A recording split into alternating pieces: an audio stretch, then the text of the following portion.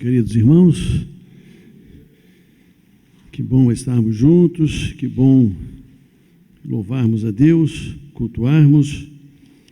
Que bom ouvirmos o irmão Orlando, por tantos e tantos anos, servindo a Deus através da música, do louvor a Deus, sempre esta voz bonita, E canta assim, sem nenhum esforço, Uma coisa tão boa, tão natural.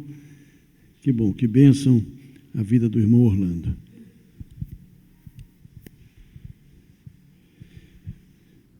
Hoje, meus irmãos, nós estamos sentindo falta aqui de adolescentes, jovens e alguns líderes, Eles estão no acampamento de adolescentes e jovens. E hoje à tarde eu devo estar também lá, e a Rita, ela dando uma palestra, um grupo, eu para o outro. Então vamos estar participando com eles também. Às 5 horas eles estarão retornando. Querendo Deus, estaremos juntos à noite, celebrando a ceia, hoje à noite, e cultuando a Deus. Muito bem, meus irmãos, nós havíamos anunciado que hoje falaríamos um pouco a respeito desta questão política, que estamos vivendo, este tempo em que nós estamos vivendo.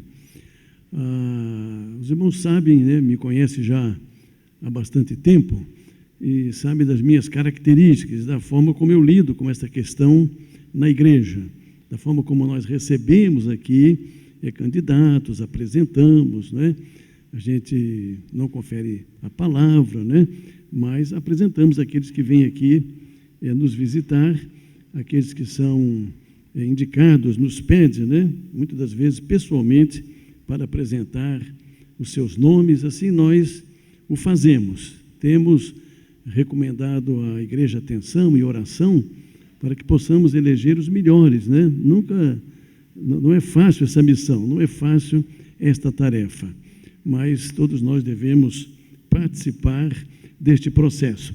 A gente sabe, meus irmãos, de igrejas, de pastores e líderes que agem de outra maneira, agindo de uma forma assim mais franca, mais aberta, Às vezes conferindo mesmo a palavra a candidatos, discutindo temas políticos com a igreja.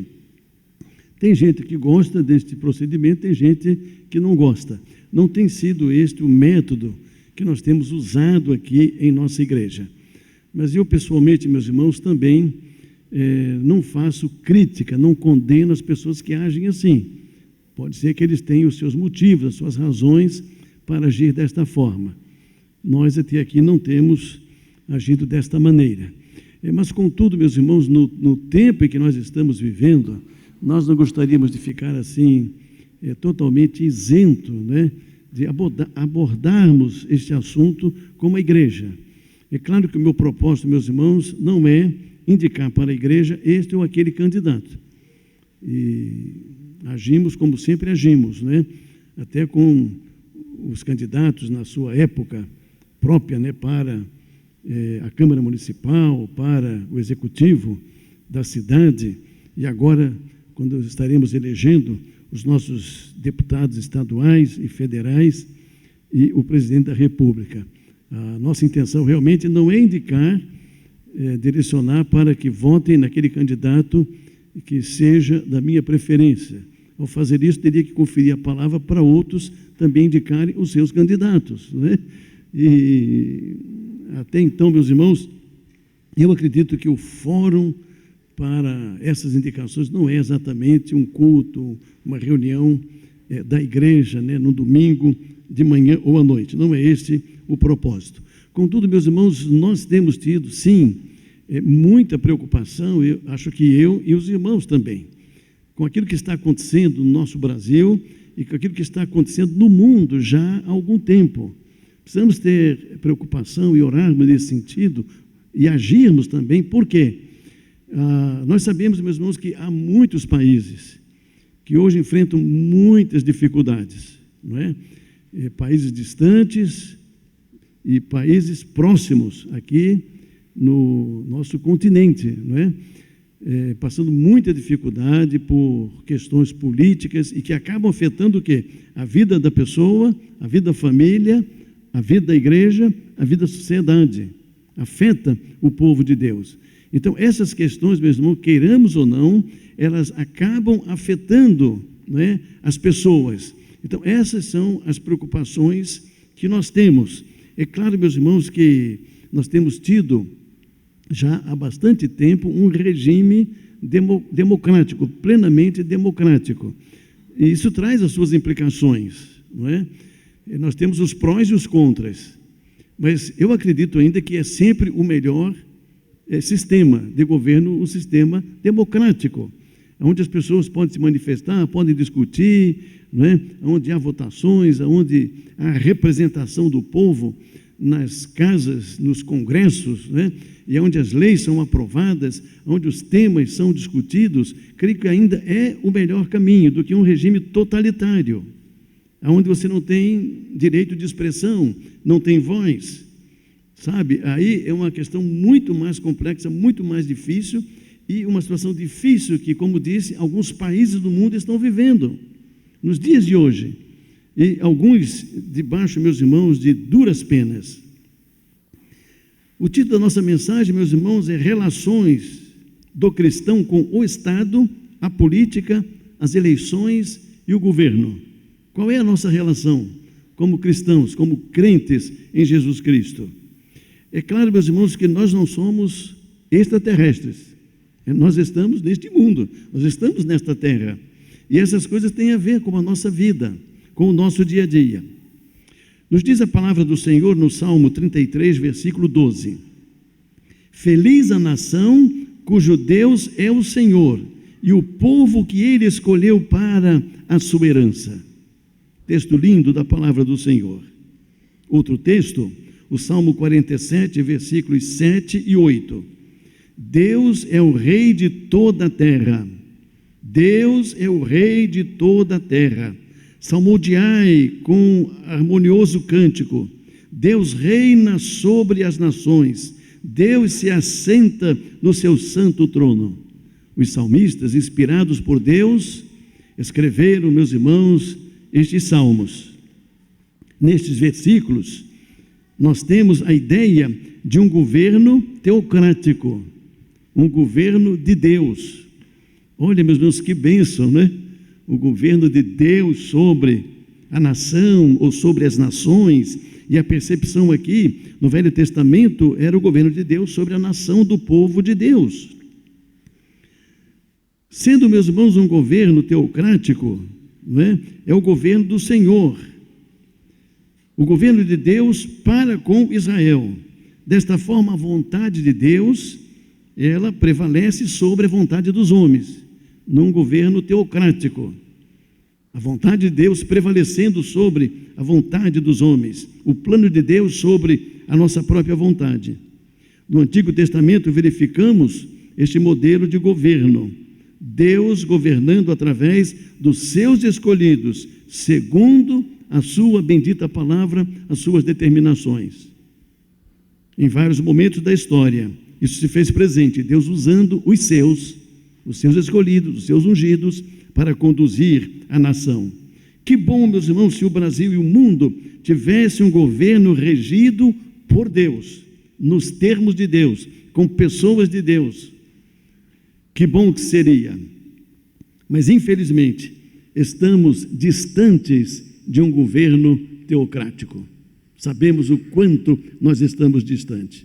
Então, dentro, meus irmãos, da nossa realidade, vamos considerar algumas coisas sobre o tema que anunciamos. Em primeiro lugar, relação do cristão com o Estado. Cumprimento, meus irmãos, da Constituição. Todos nós precisamos, como cristãos, respeitarmos e cumprirmos a Constituição. Respeito aos poderes constituídos, obediência às leis. Nós não estamos acima dessas coisas. Defendemos, é claro, meus irmãos, a separação entre igreja e Estado. Em Mateus capítulo 22 e 21, o Senhor disse: dai, pois, a César o que é de César e a Deus o que é de Deus. Ali estava o povo de Deus, vivendo naquela época, havia governo, havia política, não é? E o Senhor está ensinando, olha, o que é do Estado é do Estado, o que é de Deus é de Deus. Aqui a questão era de ordem financeira, de tributo, mas isso se aplica, meus irmãos, a qualquer outra situação. Aquilo que é do Estado, e aquilo que é da igreja é regido pela própria igreja. Há coisas, meus irmãos, que devemos ao Estado e há coisas que devemos a Deus. A igreja deve cumprir a lei do país, mas principalmente a lei de Deus. E aí que está o divisor de águas, e aí que está o limite. Não é? A lei do Estado, ela não pode se sobrepor à lei de Deus. É aí que começa o problema. Não é? Em muitos lugares, porque nós consideramos, né, de maior valor, de maior força, a lei de Deus, os mandamentos de Deus para a nossa vida. Então, a lei do Senhor, ela deve prevalecer. Contudo, meus irmãos, devemos considerar a lei do nosso país, a nossa Carta Magna, a Constituição, desde que não fira as nossas convicções de fé e doutrinária. Aí sim entramos, meus irmãos, numa situação de muita dificuldade. Por isso, meus irmãos, que Pedro disse, antes importa obedecer a Deus do que aos homens. Então eles estavam sendo proibidos de pregar o Evangelho. Eles disseram, não, nós não podemos acatar esta ordem, nós haveremos de continuar pregando o Evangelho, custe o que custar. E realmente custou alto para a igreja, para os irmãos daquela época, como tem custado nos dias de hoje em muitos lugares de severa perseguição ao cristianismo. Então esta é, meus irmãos, a relação do cristão com o Estado, uma relação de respeito, de consideração e de cumprimento das leis do país. Ao mesmo tempo que ela deve marchar ele deve marchar como cristão e como igreja do Senhor, observando as leis do Senhor. Em segundo lugar, a relação do cristão com a política. Como sabemos, existe a má e a boa política, os maus e os bons políticos. Acho que sempre foi assim, irmãos. E como também em diversos outros setores e segmentos da sociedade. Existem as coisas boas e as coisas ruins, os bons e os maus. A má política cuida de interesses pessoais, obscuros, injustos, corruptos, imorais e vai por aí afora. A má política cuida, meus irmãos, dos seus interesses e põe na pauta muitas coisas negativas, muitas das vezes prejudiciais à própria sociedade. A boa política tem a ver com movimento, ação e leis elaboradas em benefício da sociedade. É isso sim, é isso que interessa. É para isso que elegemos, né, aqueles que nos conduzem nas casas do Congresso ou no Executivo. Ações e leis elaboradas para o benefício da sociedade. O cristão deve se interessar pela boa política, porque ela gera resultados que afetam a vida da sociedade, seja para o bem, seja para o mal, seja para o melhor ou seja para o pior. Então nós vamos estar atentos, vamos participar deste processo, né? Nos relacionarmos com a política cuidando disso. É claro que às vezes, meus irmãos, as coisas vão tão mal que nós queremos nos afastar, não queremos saber disso, não queremos ter nenhum envolvimento, nenhuma participação, mas será que é o caminho? Será que resolve? É como aquelas pessoas que às vezes reclamam tanto, né, do governo nas suas diversas instâncias, mas o que nós fazemos? O que nós podemos fazer? Bom, uma das coisas é trabalharmos no tempo, meus irmãos, das eleições, nós sermos mais conscientes daqueles que estamos colocando lá para nos representar. Em Provérbios 2:9, a Bíblia diz, quando se multiplicam os justos, o povo se alegra. Quando, porém, domina o perverso, o povo suspira. Há uma outra versão que diz, o povo geme. É assim que acontece quando se multiplicam os perversos, meus irmãos, e quantas das vezes nós temos esse tipo de pessoa na liderança, não é? E no governo, às vezes legislando, e às vezes no próprio executivo. Então, meus irmãos, precisamos estar atentos, né? O crente, ele se relaciona com a política, não temos como estar totalmente isento disso. Ainda que não venhamos a participar, o resultado do movimento político acaba nos afetando mais cedo ou mais tarde, de alguma forma, porque nós estamos, como cristãos, inseridos na sociedade. Em terceiro lugar, a relação do cristão com as eleições. As eleições fazem parte do processo democrático. Ao votar, o cristão, ele exerce o seu direito de cidadania. Elegemos os nossos representantes nos poderes legislativo e executivo. É aqui, meus irmãos, que precisamos ter, então, o máximo de cuidado.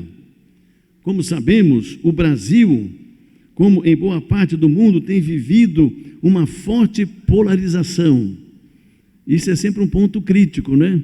Quando você tem diversas opções, você avalia mais, não é? Analisa mais, você tem mais oportunidades, opções, mas quando você tem uma situação estabelecida de polarização política, é um ponto crítico e, em algumas situações, até perigoso.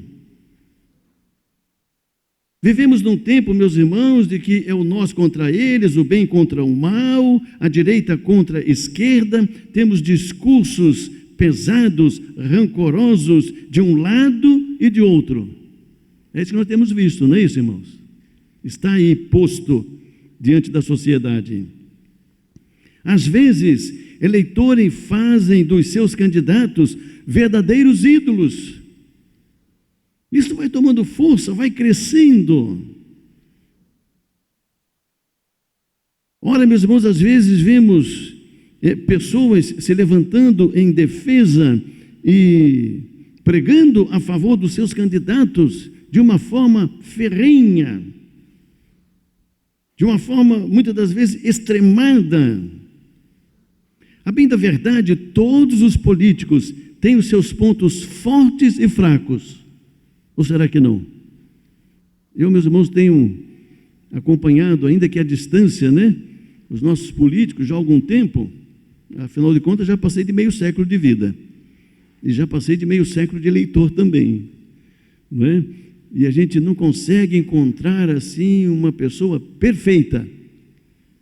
Então, as pessoas têm, como regra geral, seus pontos fortes e pontos fracos. As pessoas acertam e erram. Todos eles têm os seus acertos e erros. Nenhum deles é perfeito e infalível, sejam evangélicos ou não. Por sinal, conheço evangélicos que foram para a política e depois foram para a cadeia. A questão não é exatamente ser evangélico ou não, é ser pessoa do bem ou do mal, ter personalidade, caráter ou não. Precisamos fazer política, meus irmãos, de forma racional e com isenção dos nossos sentimentos. Analisarmos, né, com frieza, com cuidado. E numa situação como essa, meus irmãos, que vivemos de tanta polarização, há uma tendência a nos apaixonarmos. Há uma tendência a não observarmos determinadas fragilidades, determinados riscos. E como as pessoas são imperfeitas, muitas das vezes ficamos em dificuldade, o que fazer? Ora, às vezes você acredita tanto numa pessoa e aposta todas as suas fichas naquela pessoa e ela lhe decepciona.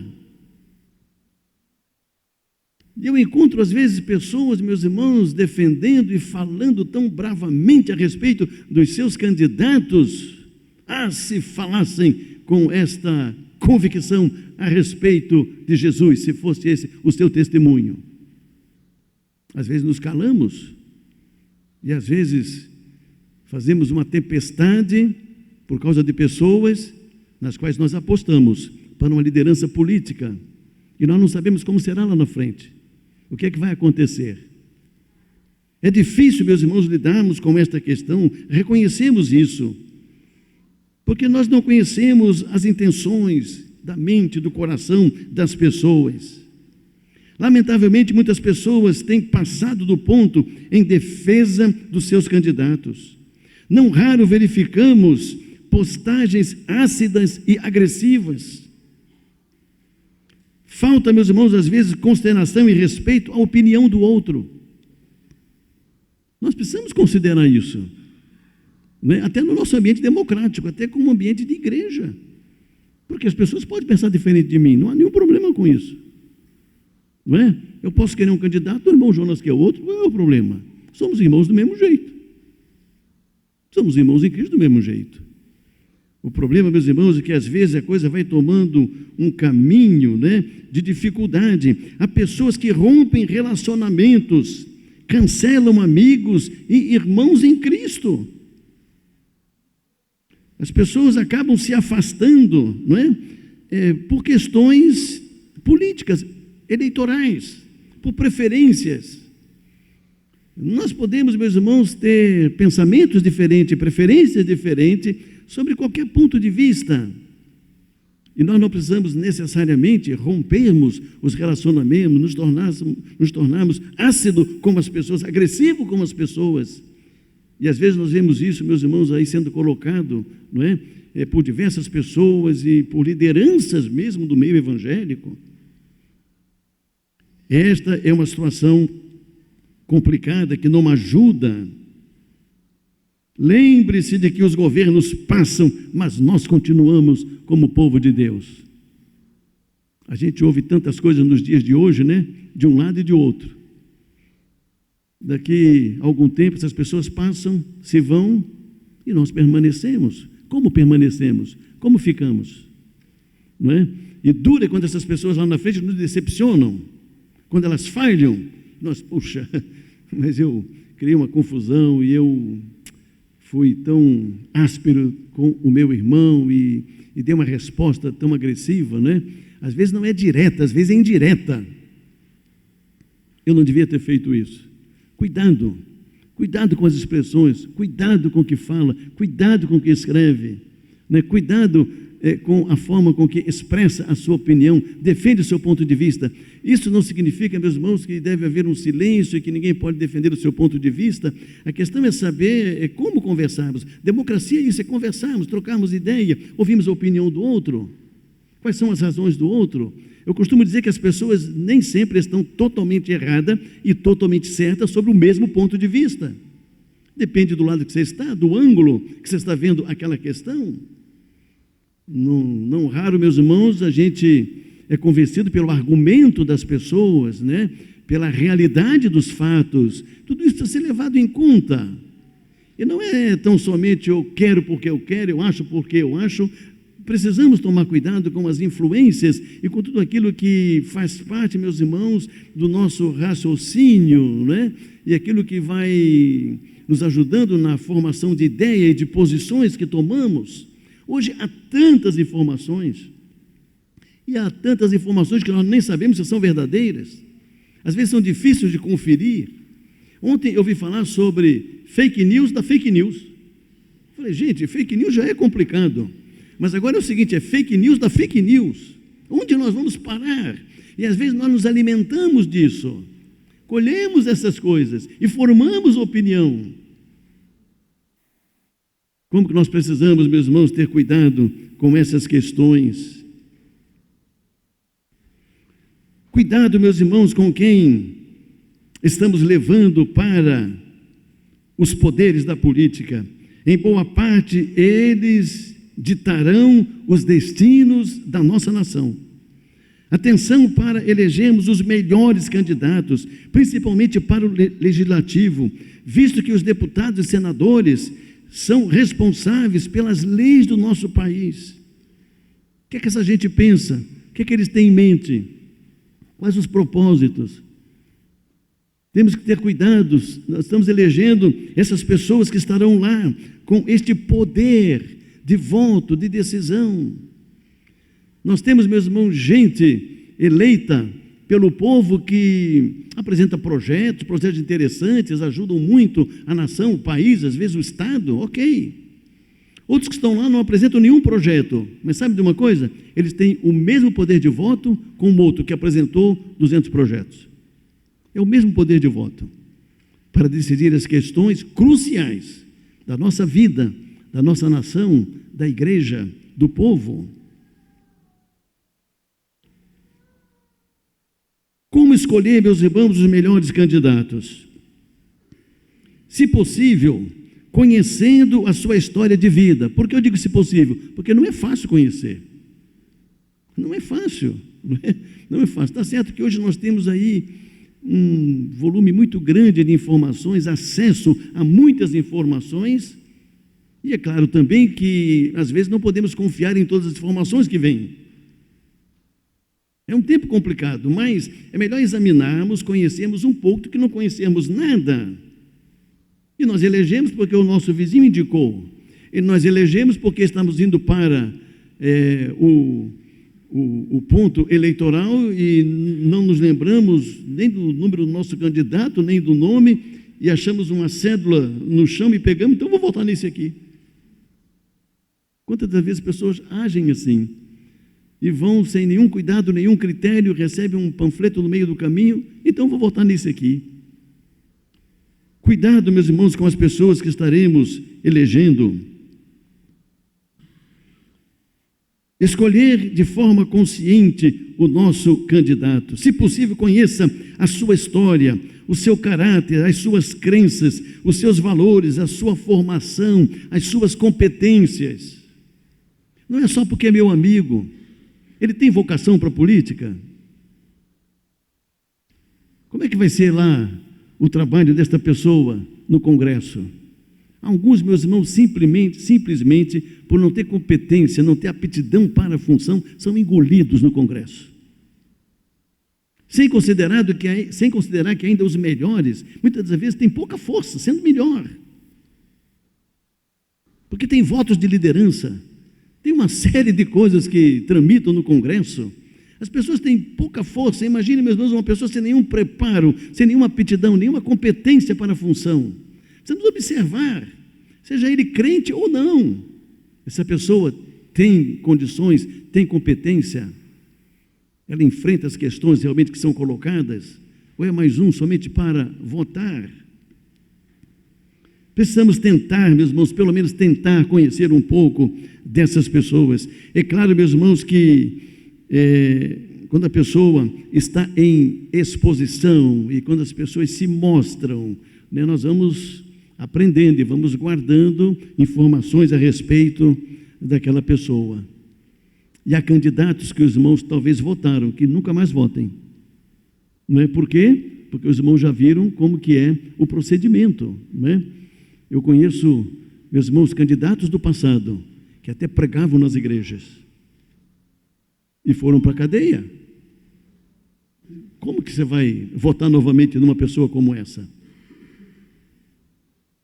Eu assisti, meus irmãos, por uma casualidade, o governador do nosso estado dando entrevista, bela entrevista, de impressionar, e depois ir para a cadeia. Como que é difícil lidar com essa questão? Como, meus irmãos, escolher melhor os nossos candidatos? Outra coisa, meus irmãos, é conhecendo o partido político dos candidatos. Né? Houve época que a gente votava muito pela pessoa, né? Se afeiçoava aquela pessoa, não é? E achava legal e uma boa comunicação, é essa pessoa. Mas como é que é o partido? O que é que está por trás? Como é que eles funcionam, meus irmãos, em outras partes do mundo? Que tipo de governo? Há liberdade, há democracia, ou pelo contrário, há falta de liberdade, há perseguição velada ou severa à igreja? Como que funciona? Que tipo de governo? O que está por trás desses partidos? Precisamos ter cuidado com isso, porque mais cedo ou mais tarde isso pode bater à nossa porta. Quem são as pessoas, meus irmãos, que estão na liderança do partido? O que é que eles defendem? O que é que eles pregam, por exemplo, sobre a família? Quais são as ideologias que os mesmos defendem? Ideologia é um conjunto de ideias, princípios e crenças que orientam as ações políticas e sociais. que eles creem a respeito disso? Exemplo, ideologia de gênero, totalmente contrária a princípios bíblicos. Há partidos que defendem ideologia de gênero? Sim. É nesse partido que eu devo votar? Como é que eu devo agir como cristão? Quando eu olho para as questões, cruciais da nossa nação e olho e confronto com princípios bíblicos, como que eu devo reagir? O que eu devo fazer? Então, não é votar por votar neste ou naquele candidato, não é votar por votar neste ou naquele partido, é procurarmos conhecer um pouco mais a respeito disso. E como é a promessa de governo? Há uma época de muitas promessas, né, irmãos? Muitas promessas. Qualquer governo faz um monte de promessas. Muitas delas conseguem cumprir e outras não. Não é isso que acontece. Precisamos estar observando isso. Alguns mais, outros menos. Precisamos, meus irmãos, também, de certa forma, avaliarmos os mandatos anteriores, aqueles que tiveram. Como que foi? Qual o nível de corrupção? Qual a postura do governo? Quais as promessas versus as realizações? Precisamos também fazer comparações apropriadas. Por exemplo, nível de emprego, inflação, crescimento da economia, nível de investimento e vai por aí afora. Por que eu digo fazer comparação apropriada? Porque não é a comparação pura e simplesmente nua e crua. É uma comparação, meus irmãos, levando em conta os aspectos da época. Uma coisa é você comparar o desempenho econômico num tempo em que o mundo está vivendo uma economia forte de crescimento. Uma coisa é você comparar a questão econômica numa época em que a China, por exemplo, está crescendo 12%, 14% ao ano. Outra coisa é você comparar o desempenho econômico de qualquer governo do mundo, não é só do Brasil, numa época de pandemia, numa época de guerra, sabe, numa época de dificuldade. Então precisamos levar em consideração essas coisas, tentarmos neutralizar esses efeitos. Não é fácil fazer esse tipo de comparação, de análise, mas precisamos, porque às vezes o discurso que vem, não é, dos candidatos é exatamente esse, não é? O meu governo era bom, o meu governo está bom, mas em que época, em que condições? Como é que estava o mundo nesta época? Como é que estava o Brasil? Então essas coisas precisam ser levadas em conta.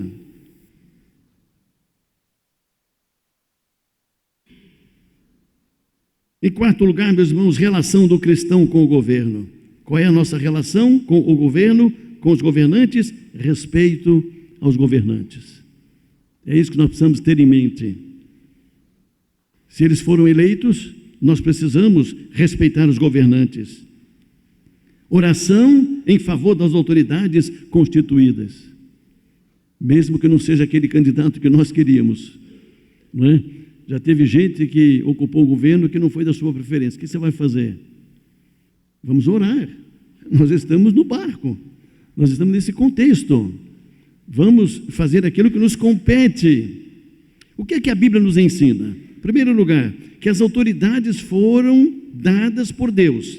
Olha o que diz a Bíblia, Romanos 13:1. Todo homem esteja sujeito às autoridades superiores, porque não há autoridade que não proceda de Deus. E as autoridades que existem foram por ele constituídas. As autoridades foram constituídas por Deus. Então não há autoridade que não proceda de Deus. O texto, meus irmãos, não se refere especificamente à pessoa ou a determinadas pessoas, mas a função de autoridade. A função de liderança traz no bojo a autoridade. A autoridade de comando de governo é dada por Deus. Nós temos esta linha, meus irmãos, de comando de Deus para com o próprio homem. É Deus que manda na nossa vida, não somos nós que mandamos na vida de Deus. É Deus que está no comando. É Ele que está no controle, como dizemos, né? Não somos nós. É Ele que determina, não somos nós.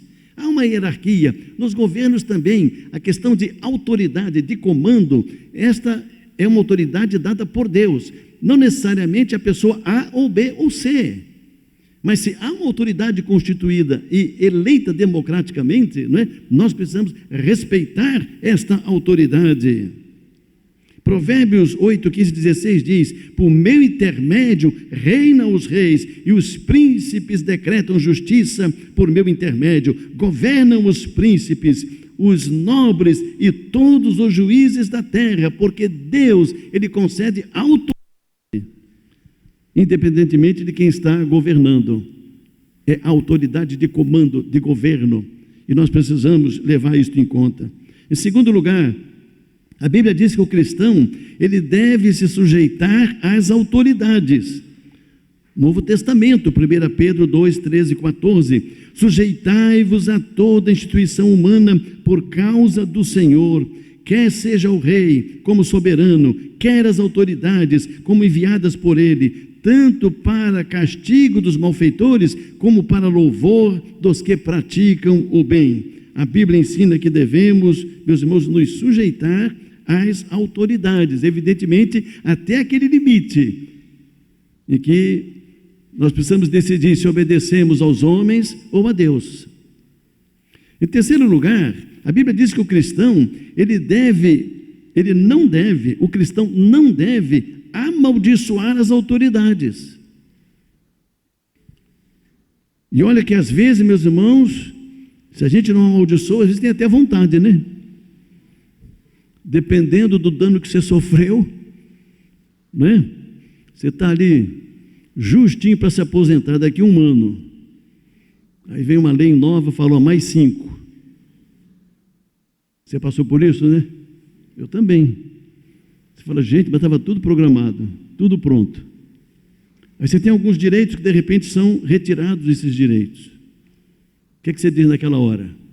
Glória a Deus! Mas a Bíblia diz, não amaldiçoe. Não amaldiçoe, não é? Diz a Bíblia em Êxodo 22, contra Deus não blasfemarás, nem amaldiçoarás os príncipes do povo. Há versões que diz o governo do povo. Isso não significa, meus irmãos, aprovar tudo que fazem. Não, uma coisa que aborrecem a gente, entristecem, decepcionam a gente, é verdade. Não é aprovar tudo, não é aplaudir tudo. Mas a Bíblia diz, não odeie. Isso é um sentimento ruim para nós mesmos. Pelo contrário, devemos aprovar, meus irmãos, as boas ações. Ao mesmo tempo que reprovamos as más ações, devemos aprovar as boas ações. O cristão, meus irmãos, ele não precisa odiar e amaldiçoar aqueles que governam, precisa orar por eles, por esses que governam. É isso, meus irmãos, que diz a palavra de Deus. O cristão deve orar pelas autoridades. 1 Timóteo 2, 1 a 3.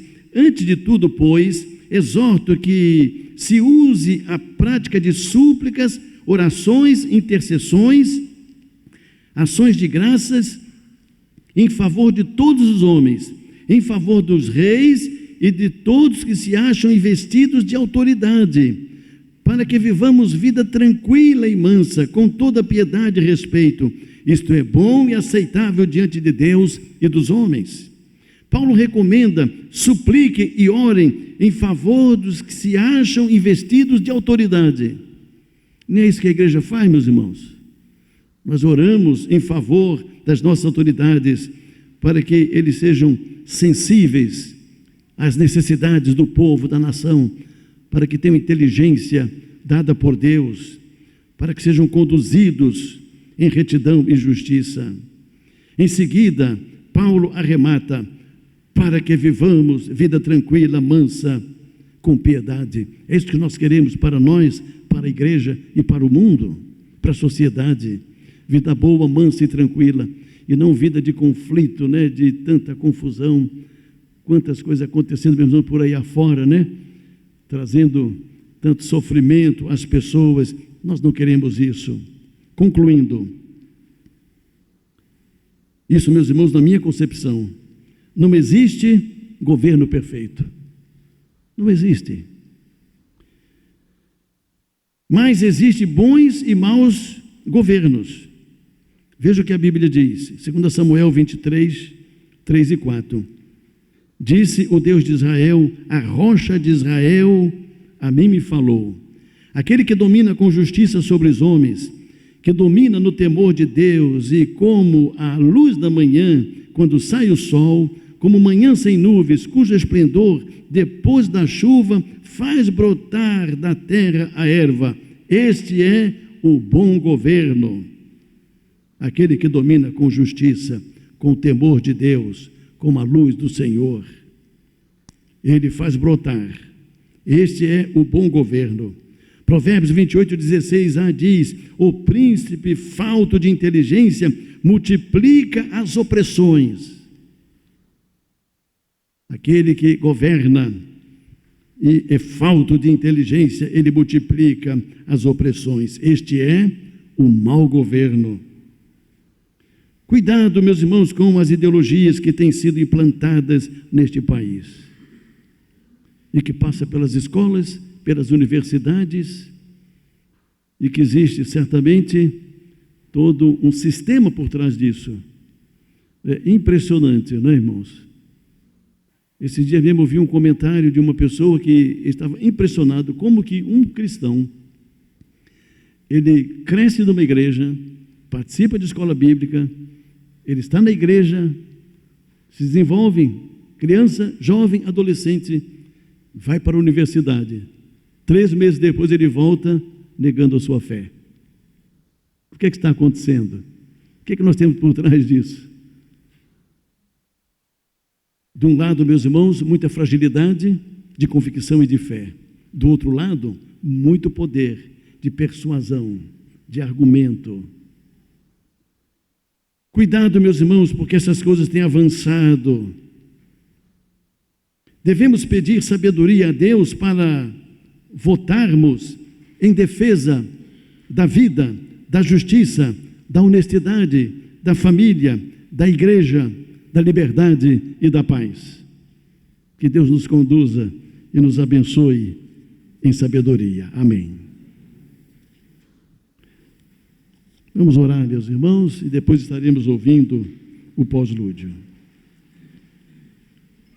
Senhor Deus e Pai, nós te pedimos, ó Deus, abençoa a nossa nação, abençoa a tua igreja, ó Deus, no Brasil, abençoa, ó Deus, o teu povo, a cada um de nós, cada família, cada lar, neste tempo em que vivemos, ó Deus, de novas eleições, dá-nos direção, concede-nos sabedoria, e que nós possamos de alguma forma, ó Deus, expressarmos a tua vontade, pelos nossos votos, pelas escolhas que estaremos fazendo. Sabemos, ó Deus, que é uma situação tão complexa e que envolve tantas e tantas pessoas, milhões de brasileiros. Nós te pedimos, ó Deus, para que o Senhor possa abençoar a nossa nação, cuidando de cada um de nós.